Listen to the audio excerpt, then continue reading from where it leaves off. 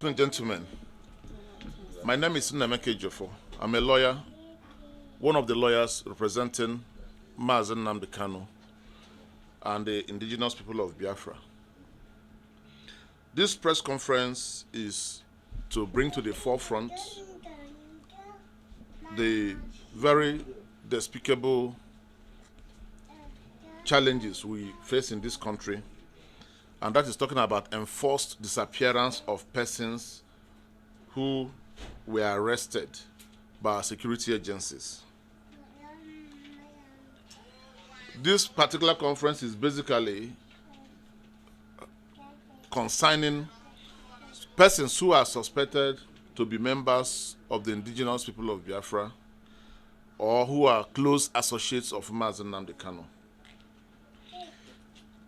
In my list for today, we have about 24 persons who were arrested, some of them more than 1 year now, but whose relations and lawyers have not been able to see or talk to or talk with.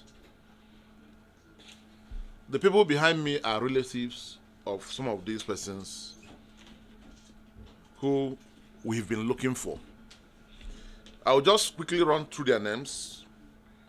Ikechukwu Henry, that's the wife and the baby. Joy Godwin Udo, that's the father. Barrister Woko, Chinedu Nwoba, Igwe Johnson Dike, Ubona Joseph Aja, Emeka Ngonade, Kingsley Onovo, David Obonna, Kenneth Ojima, Fortune Okezie, Joseph Okafueze, Emmanuel Onyibe Chinonso, Uket Godwin, Ubonna Christian Ndubisi, Eze Ernest Chukwuemeka, Ibel Lemem Tochukwu, Emmanuel Ike, Reverend Cletus Egole, Pastor Philip Chinedu Egole, Chinonso Anyanwu, Kelechi Okeke, Godspower Chi Lemo, Chukwuemeka Nwokike, just to mention a few. These men and women are of Igbo and Ibibio extraction, accused by the federal government of Nigeria of belonging to the indigenous people of Biafra or close associates of Mazen Nnamdi Kanu, and were arrested from various parts of Nigeria on various dates. I'll give brief history of some of them. Ikechukwu Henry, a father of a 4-month-old baby at the time of her arrest, and the husband was arrested alongside his wife, this lady here, and the baby as well then, by members of the Nigerian Army at about 2 a.m. from their residence in Okunano, Enugu South, local government, on the 23rd of August, 2021. Until today, we have not set our eyes on him.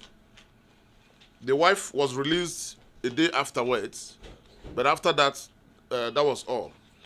He was detained at the military police detention room in Enugu until the 1st of September 2021, when he was moved with a military Air Force jet, Dunia, to Abuja, and kept in the counter-intelligence command under the Chief of Military Intelligence, Brigadier General Onoja. And as at 23rd of December 2021, he was in cell number 5 of the counter-intelligence command.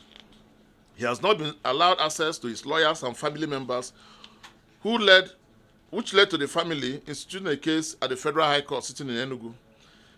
Now, it will interest you that at the Federal High Court in Enugu, the Nigerian Army deposed to an affidavit that they have transferred this young man to the DSS. The court invited the DSS to appear before it and explain the whereabouts of this young man. The DSS filed a counter affidavit that they have not received him. So the man is missing between the Nigerian Army and the DSS. That matter is still pending. It's awaiting judgment. We have finished all our submission. The officers of the DSS were invited, together with that of the Nigerian Army. One Lieutenant Colonel Chidi Egbo represented the Nigerian Army, and one Abraham Igwe from the DSS. So they are counter-accusing each other of being in custody of Ikechukwu Henry. So since August of 2021 till today, nobody has set eyes on him. Joy Godwin Udo. This is a young girl of 20 years who visited a friend to celebrate her birthday. Unfortunately, that same day, the DSS invaded that house in search of that friend. When they couldn't get the friend, they arrested Joy Godwin Odo together with all the siblings of the friend in question and took them to DSS office in Enugu. This happened on the 8th of November, 2021.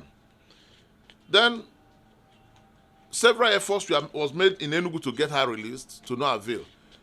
After about 5 days, the relations of the young man he visited were released, remaining Joy Godwin Odo. Their reason is that she wore a certain color of clothes that resembled the same type of clothes Chiwetelagu wore, for which the army and the police said they had no issues with that, and the DSS said they had no issues with that. But maybe because this lady is not an actress or a Nollywood star, she was arrested and kept in detention. As I speak to you today, from November 8th of 2021 to today, we have not set eyes on her, despite all the efforts we've made. That was the father. He had come here more than 5 times. We had gone to the DSS over 5 times. We had written letters to the DSS to no avail. Let us meet with our clients. It's a constitutional right. Every accused person has a right to meet with a lawyer of his or her choice. Allow this girl to exercise that right. They refused.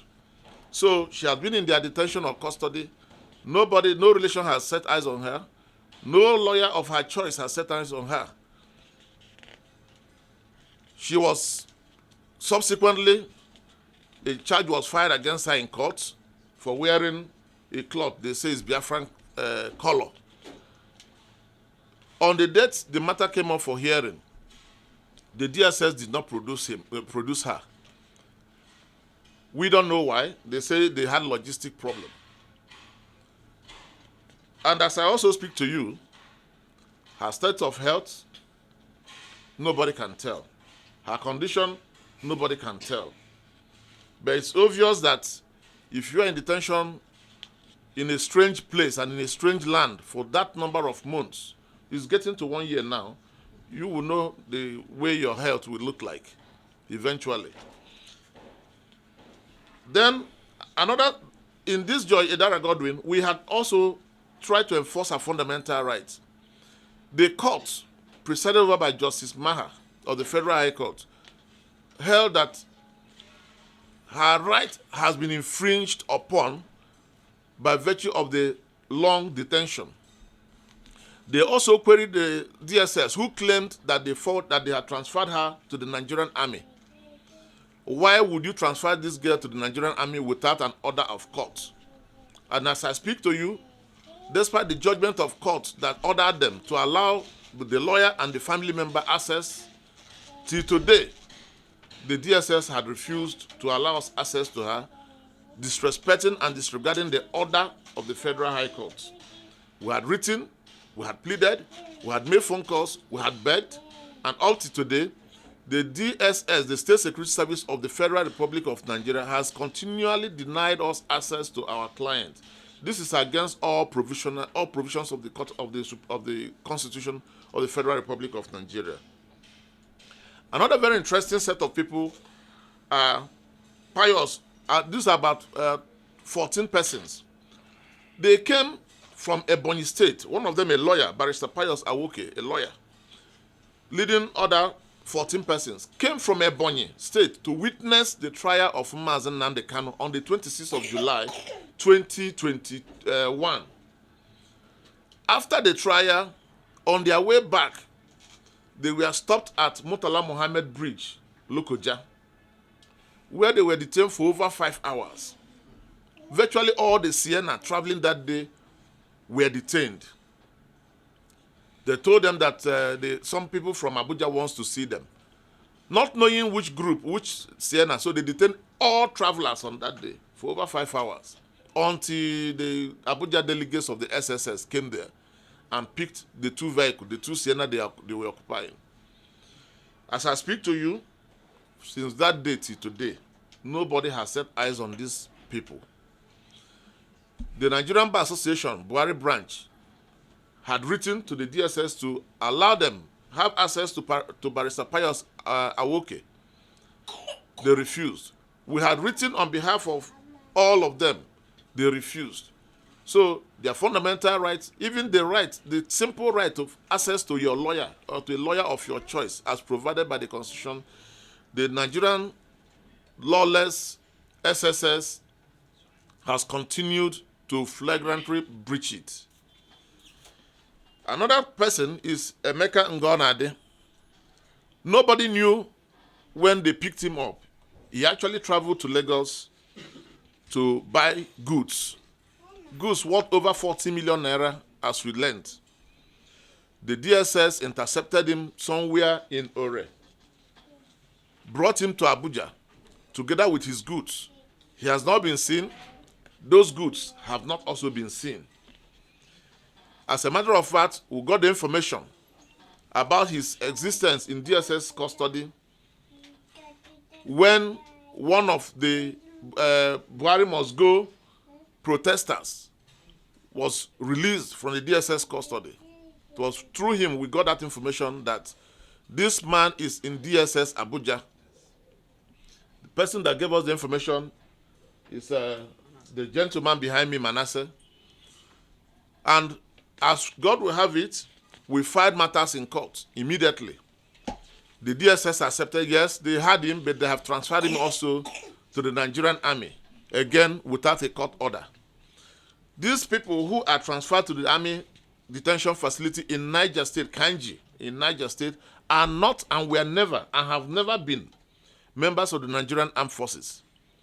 So we wonder what law or under what circumstance you can transfer a civilian from a civil cell to the cell of a military government or a military authority when the person is not a soldier, has never been a soldier, is not under the employment of the soldiers or the army. We believe that the State Security Service, apart from truncating the rights of people, are also truncating the Constitution.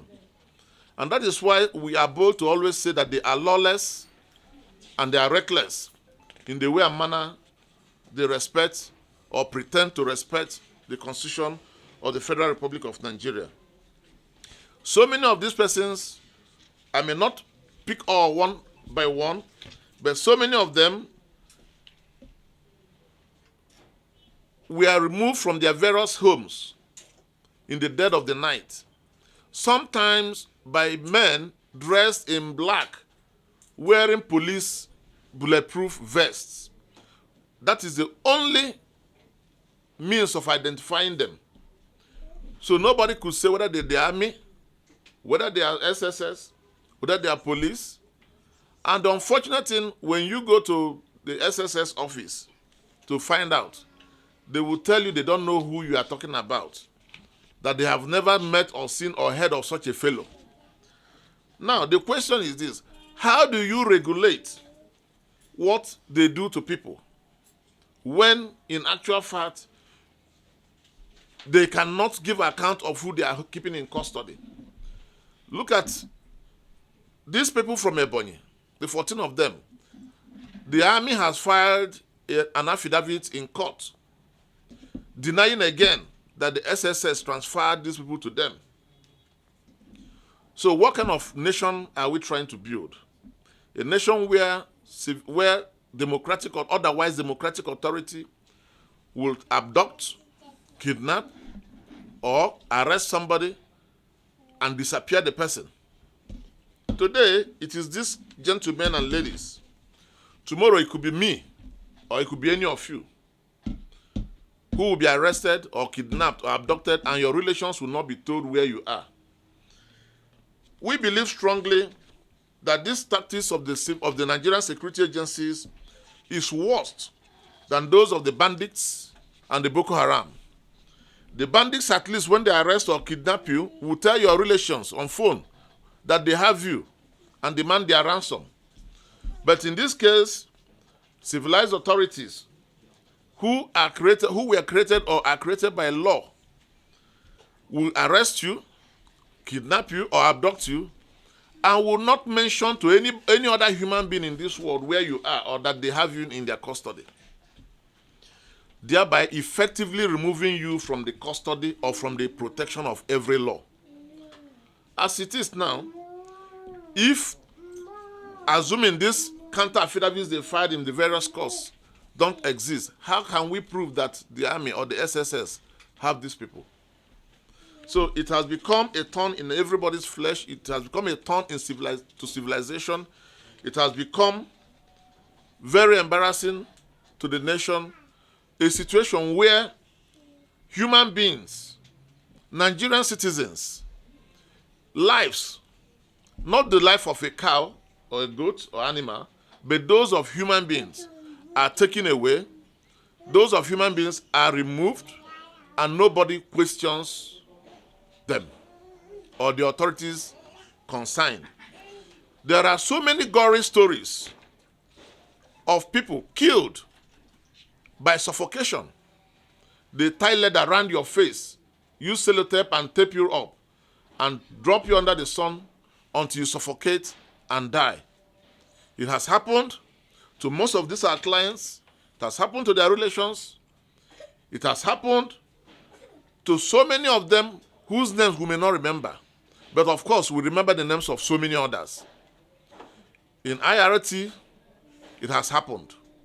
At the DSS, we believe that this is what is happening. Otherwise, they would have brought these people before a court of law within the time prescribed by the Constitution. Then another question we ask ourselves, why move people from Anambra, Enugu, to Abuja, to Kainji Dam, places they have never ever been in their lives? Is it because you want them to be susceptible to Boko Haram attack? Is it because you want to expose them to what happened to Leah Sharibu?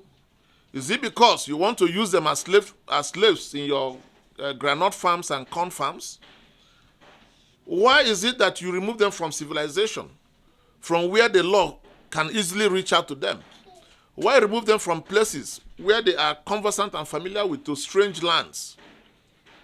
So those are the questions we are interrogating. Why is it that when you have them in custody, you refuse to bring them to court? Is it because when you bring them to court, you will have no charge against them? Just like in Mazen Nnamdi Kanu's situation? Is it because you just hate them or hate their tribe? Is that the reason why you have refused to bring them before a court of law? We are actually at a loss as to what is in the mind of the security agencies of Nigeria. But we believe that a country that practices democracy ought to act democratically in all things and in all manner.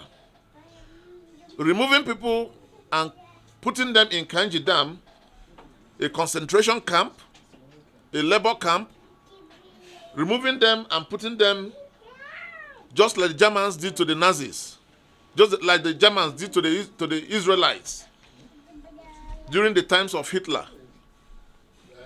Sorry to interrupt. Yes. The point is made. Now, what are your requests? What do you want? Our request is this. Yes, so that we can... You have breached the laws of the land. Release these men and women that you have abducted or kidnapped unconditionally and with immediate effect. That is one. Pay them compensation. That is two. Apologize to them and apologize to Nigerians whose sensibility you have assaulted and insulted by this barbaric act of kidnapping, abduction, and illegal detention and forced disappearance. We encourage and urge members of the Nigerian society to interrogate and query the federal government of Nigeria and its security agencies as to the sensibility behind the rape of our constitution. What do you want to achieve by abusing the Constitution of the Federal Republic of Nigeria? If you do not like the Constitution, then is it not better you set it aside and declare national state of emergency and throw away the Constitution so that everybody will now know that we are governed by the whims and caprices of this administration? So we are urging and asking and requesting the entire society, the entire Nigerians, and not only Nigerians, the international community, to come to our aid, to urge and to impress on the federal government of Nigeria that laws must be obeyed And the way to obeying the law is not to disrespect the Constitution. We cannot act in the fashion of the bandits. We cannot continue to act in the fashion of Boko Haram in the pretext that we want to enforce law and order. Two wrongs, they say, can never make a right. If these people have committed a crime, bring them before a court of law. If you have no charge against them as of now, then release them to their families. This little girl was 4 years making noise, was 4 months when the father was removed. Today, she's almost an adult without a father. Thanks to the Nigerian army who arrested a human being and don't know where they kept him. So, gentlemen of the press, those are our issues. We want them to be released. We want compensation. We want a public apology to them and to the entire nation of Nigeria. You may ask questions. You may ask them all also. They have failed, refused, and or neglected to produce them before those courts. Despite the order of court that these people should be released, till today, they have failed, neglected, and or refused to release them. So they neither take you to court nor release you. Thank you. Many people have been hurt. As of now, as of today, in my own list, 24 persons. There are so many who have been calling, please include my own person. I said, no, this is my list first. Other lawyers have their lists. But in my own list, I have 24 human beings, both men and women. Some of them 75 years old, like Cletus Egole, a pastor, 75 years old. His younger brother, another pastor, another reverend. Both of them from the same family. And the wife. That is the wife. The wife too was in detention for over 1 year plus. In fact, the entire family was removed. Yeah, they burnt their house, burnt her pharmacy shop, burnt the church, then brought them to Abuja here. 1 year, 4 months. Imo State. Brought them to Abuja 1 year, 4 months for her. But till today, we have not seen the husband. We have not seen the husband's younger brother. The daughter, who is studying nursing, was also removed from her school. Thoroughly beaten up in the school. I'm removed by these men. I'm brought to Abuja here. Then after a couple of months, she was released. Of course, released into a homeless place. She had to run away to look for shelter. From Akata Uru East. He has not been seen.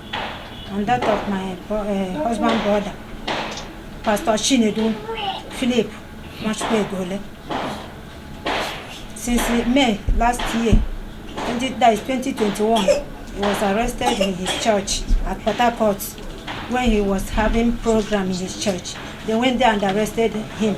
See, up to now, he has not been found. We have not spoken with him. We don't know where to find him till now. Gentlemen, do you have any other questions?